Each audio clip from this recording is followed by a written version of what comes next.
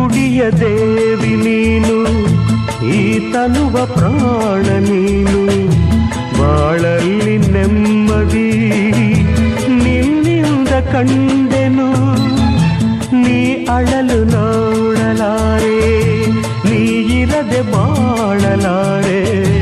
ನನ್ನಲ್ಲಿ ಕೋಪವೇ ನಿನಗೆ ಬೇಡವೇ? ನೀ ದೂರವಾದರೆ ನನಗಾರು ಆಸರೆ.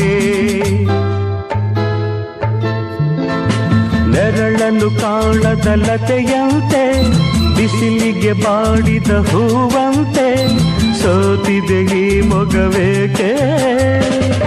ಏನು ನಿಂದ ಚಿಂತೆ ಹೇಳೆ ನನ್ನ ಕಾಂತೆ, ಏನು ನಿಂದ